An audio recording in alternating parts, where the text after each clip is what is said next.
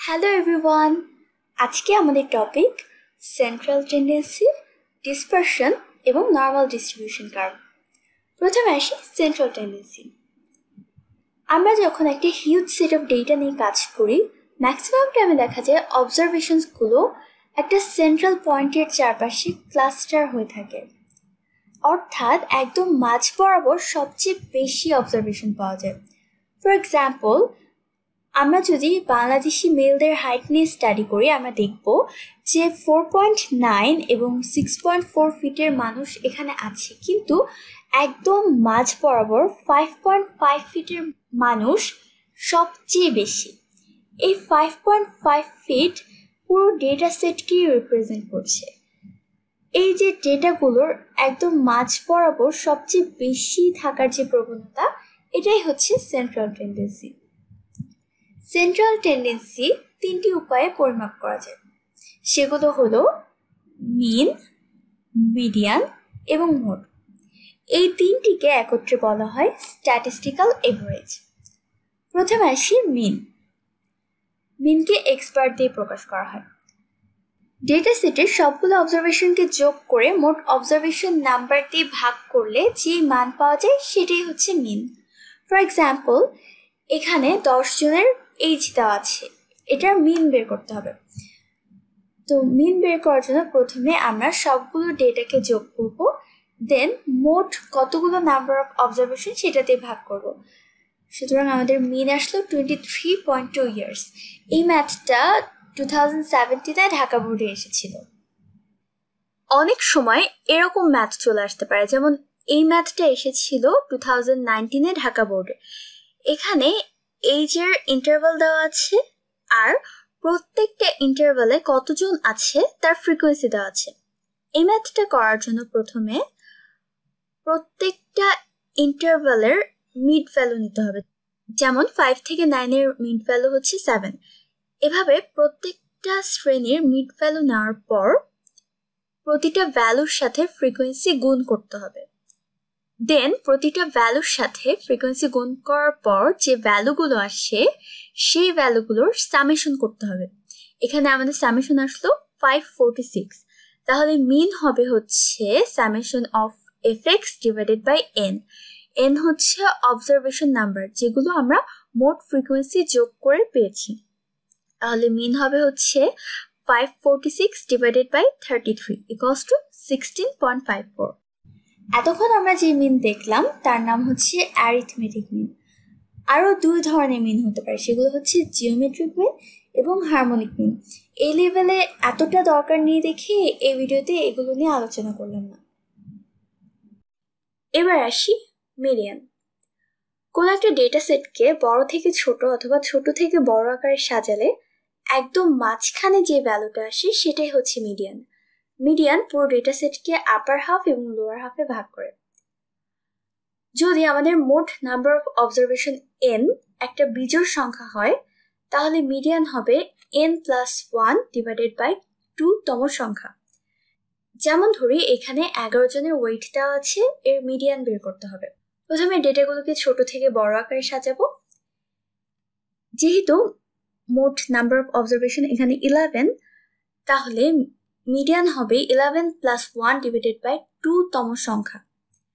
সুতরাং 6th observation, এখানে 6th observation হচ্ছে 62, তাহলে মিডিয়ান হবে 62। কিন্তু যদি এমন হয় যে আমাদের মোট অবজারভেশন নাম্বার n একটা জোড় সংখ্যা, তাহলে কিন্তু মিডল মোস্ট ভ্যালু দুইটা হবে, n/2 এবং n/2 + 1। এক্ষেত্রে মিডিয়ান হবে n/2 এবং n/2 + 1 তম সংখ্যার গড়। ফর এক্সাম্পল, এখানে 8 জনের ES এর ভ্যালু দেওয়া আছে।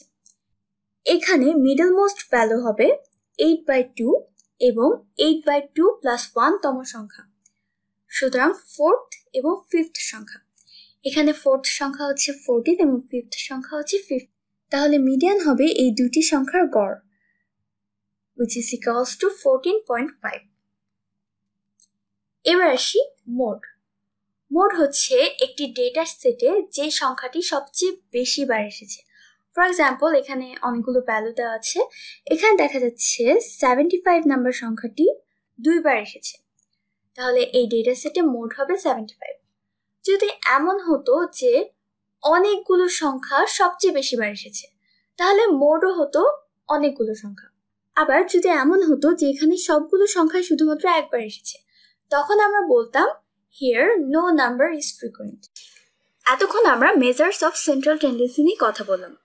একটা ডেটা সেটের ভ্যালুকে ডেসক্রাইব করতে হলে সেন্ট্রাল টেন্ডেন্সির সাথে আরেকটা জিনিস জানা দরকার, সেটা হচ্ছে ডিসপারশন। ডিসপারশন হচ্ছে একটা ডেটা সেটের ভ্যালুগুলো কতটা স্ক্যাটার্ড হয়ে আছে, অর্থাৎ কতটা বিস্তৃত হয়ে আছে।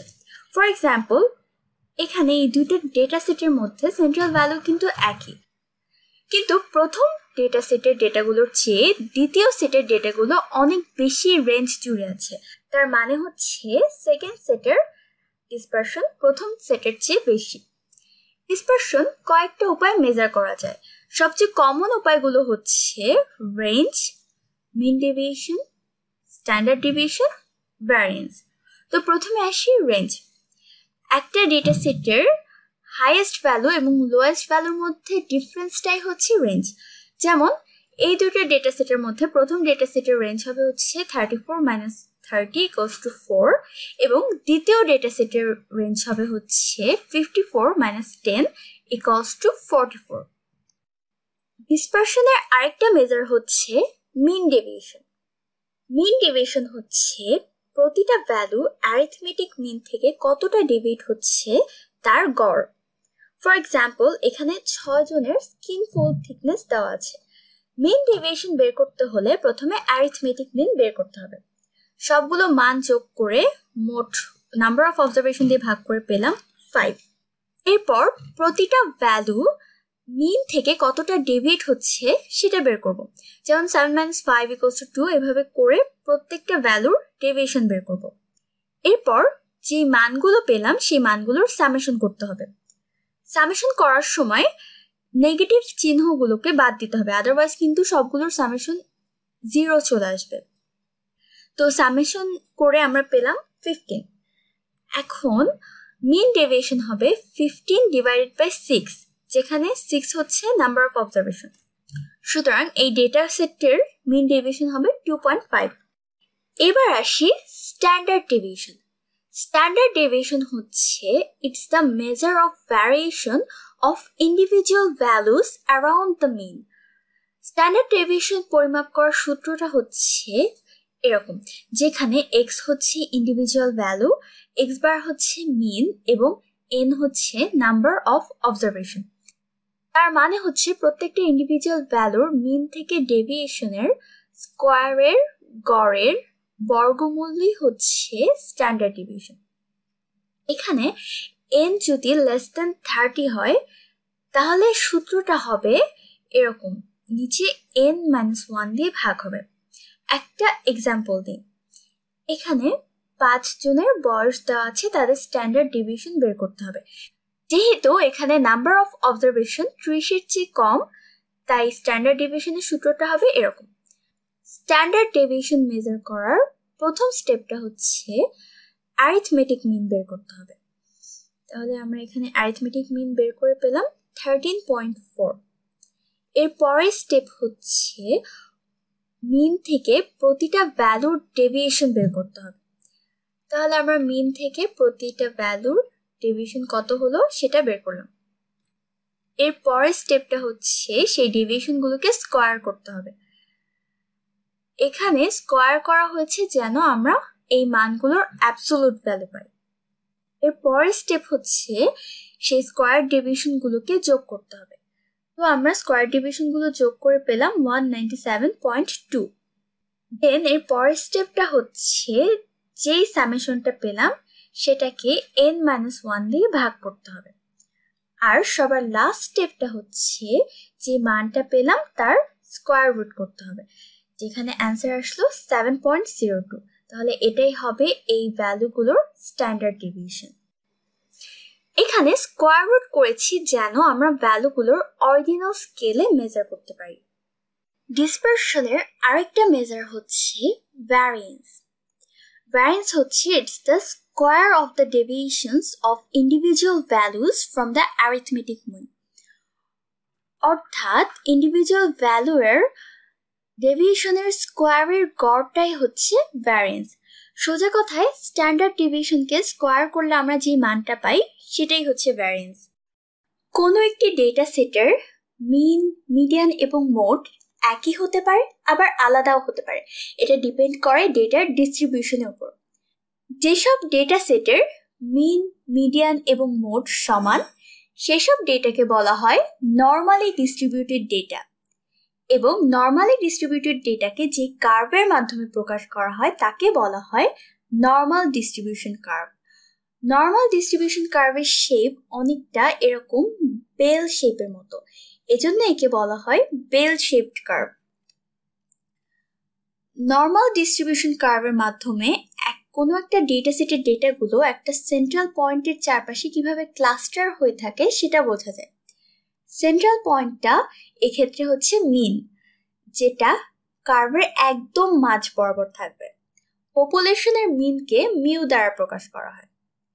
কার্ভটা কত ওয়াইড হবে সেটা বোঝা যায় স্ট্যান্ডার্ড ডেভিয়েশন দিয়ে, অর্থাৎ ডেটাগুলো কতটা ওয়াইড ভাবে ছড়িয়ে আছে। স্ট্যান্ডার্ড ডেভিয়েশনকে সিগমা দ্বারা প্রকাশ করা হয়। একটা নর্মাল ডিস্ট্রিবিউশন কার্ভে মিন পয়েন্ট আউট করে কার্ভটার সেন্টারের লোকেশন কোথায় হবে, আর স্ট্যান্ডার্ড ডেভিয়েশন থেকে বোঝা যায় কার্ভটা কতটা ওয়াইড হবে। মিন এবং স্ট্যান্ডার্ড ডেভিয়েশনের মানের উপর ভিত্তি করে অনেক ধরনের এরকম বিভিন্ন আকৃতির অসংখ্য নর্মাল ডিস্ট্রিবিউশন কার্ভ হতে পারে। যদি স্ট্যান্ডার্ড ডেভিয়েশনটা কম হয় তাহলে কার্ভটা হবে এরকম লম্বা, আবার যদি স্ট্যান্ডার্ড ডেভিয়েশন অনেক বেশি হয় তাহলে কার্ভটা হবে এরকম চওড়া। একটা নর্মাল ডিস্ট্রিবিউশন কার্ভ থেকে সেই পপুলেশনের ডিস্ট্রিবিউশন কেমন সে সম্পর্কে জানা যায়। যেমন ধরি আমরা এখানে বাংলাদেশিদের হাইট একটা নর্মাল কার্ভে প্লট করলাম। এখানে মিন হচ্ছে 5.5 এবং স্ট্যান্ডার্ড ডেভিয়েশন হচ্ছে 0.5, যার অর্থ হচ্ছে প্রত্যেকটা ঘরের মান হচ্ছে আমরা নিয়েছি 0.5 করে। এখানে যদি আমরা মিন থেকে ডানে ও বামে এক ঘর করে যাই তাহলে আমরা দেখব যে এই অংশটুকু পুরো কার্ভের 68.3% এরিয়া কভার করেছে। এটার মানে কি দাঁড়ায়? এটার অর্থ হচ্ছে আমাদের পুরো পপুলেশনের 68.3% মানুষের হাইট হবে 5 থেকে 6 ফিটের মধ্যে। আবার যদি মিন থেকে ডানে ও বামে 2 ঘর করে যাই তাহলে এটা যে এরিয়াটা কভার করে সেটা পুরো কার্ভের 95.5% এরিয়া কভার করবে। তার অর্থ হচ্ছে আমাদের পুরো পপুলেশনের 95.5% মানুষের হাইট হচ্ছে 4.5 থেকে 6.5 ফিটের মধ্যে। আবার যদি মিন থেকে 3 ঘর ডানে ও বামে যাই তাহলে দেখা যাবে যে এটা পুরো কার্ভের 99.7% এরিয়া কভার করছে। তার মানে হচ্ছে আমাদের পুরো পপুলেশনের 99.7% মানুষের হাইটই হচ্ছে 4 থেকে 7 ফিটের মধ্যে। এভাবে কার্ভটা ইনফিনিটলি যেতে থাকবে। এখন যদি কেউ আমাদেরকে প্রশ্ন করে যে আচ্ছা ঠিক আছে, তাহলে পুরো পপুলেশনে 5 থেকে 5.5 ফিটের মধ্যে মানুষ কতজন আছে? আমরা একটু আগে দেখেছি যে 5 থেকে 6 ফিটের মধ্যে আছে হচ্ছে 68.3% মানুষ। তাহলে 5 থেকে 5.5 ফিটের মধ্যে মানুষ থাকবে হচ্ছে 68.3 divided by 2, that is equals to 34.15%। আবার যদি আমাদেরকে জিজ্ঞেস করা হয় যে আচ্ছা তাহলে 5.5 থেকে 6.5 ফিটের মধ্যে কত পার্সেন্ট মানুষ থাকবে? যেহেতু আমরা একটু আগে দেখেছি যে 4.5 থেকে 6.5 ফিটের মধ্যে মানুষ হচ্ছে 95.5%, তাহলে 5.5 থেকে 6.5 ফিট হাইটের মধ্যে মানুষ থাকবে হচ্ছে 95.5 divided by 2, that is equals to 47.75%। এভাবে নর্মাল ডিস্ট্রিবিউশন কার্ভের মাধ্যমে কোনো একটা পপুলেশনের ডিস্ট্রিবিউশন সম্পর্কে আমরা জানতে পারি। এবার তাহলে আমরা একটা নর্মাল ডিস্ট্রিবিউশন কার্ভের ক্যারেক্টারিস্টিকগুলো দেখে নিই। এটা হচ্ছে একটা কন্টিনিউয়াস, অর্থাৎ দুই পাশে ইনফিনিটলি চলবে। সিমেট্রিক্যাল, যার অর্থ মধ্যবিন্দু থেকে দুই পাশেই সমান হবে, এবং বেল শেপড কার্ভ। এখানে অ্যারিথমেটিক মিন, মিডিয়ান এবং মোড তিনটাই সেম। এটা দুইটা প্যারামিটার দিয়ে ডিটারমাইন করা হয়, একটা হচ্ছে মিন আর একটা হচ্ছে স্ট্যান্ডার্ড ডেভিয়েশন। মিন এবং স্ট্যান্ডার্ড ডেভিয়েশনের উপর ডিপেন্ড করে অসংখ্য আকৃতির নর্মাল ডিস্ট্রিবিউশন কার্ভ হতে পারে। মিন থেকে +-1 স্ট্যান্ডার্ড ডেভিয়েশন পর্যন্ত পুরো পপুলেশনের 68% মানুষ থাকে। পুরো পপুলেশনের 95.5% মানুষ থাকে হচ্ছে মিন থেকে +-2 স্ট্যান্ডার্ড ডেভিয়েশনের মধ্যে, আর পুরো পপুলেশনের 99.7% মানুষ থাকে হচ্ছে মিন থেকে +-3 স্ট্যান্ডার্ড ডেভিয়েশন এরিয়ার মধ্যে। এগুলোই ছিল একটি নর্মাল ডিস্ট্রিবিউশন কার্ভের ক্যারেক্টারিস্টিক্স। এটা এক্সামের জন্য অনেক ইম্পর্টেন্ট। এবার আসি নর্মাল স্ট্যান্ডার্ড ডিস্ট্রিবিউশন। যে নর্মাল ডিস্ট্রিবিউশন কার্ভের মিন হচ্ছে 0 এবং স্ট্যান্ডার্ড ডেভিয়েশন হচ্ছে 1, সেই কার্ভটাকে বলা হয় হচ্ছে নর্মাল স্ট্যান্ডার্ড ডিস্ট্রিবিউশন। যে কোনো নর্মাল ডিস্ট্রিবিউশন কার্ভকে প্রথমে নর্মাল স্ট্যান্ডার্ড ডিস্ট্রিবিউশনে কনভার্ট করা হয় যাতে হিসাব করতে সুবিধা হয়। এটাই ছিল আমাদের সেন্ট্রাল টেন্ডেন্সি, ডিসপারশন এবং নর্মাল ডিস্ট্রিবিউশন কার্ভের উপর ডিসকাশন। আশা করি আপনাদের ভালো লেগেছে। আপনাদের যদি ভালো লেগে থাকে তাহলে আমাদের ইউটিউব চ্যানেলটাকে সাবস্ক্রাইব করতে পারেন। আপনাদের একটু সাপোর্টই আমাদেরকে অনেক মোটিভেট করে পরবর্তীতে আরো ভিডিও বানাতে। Thanks a lot for watching.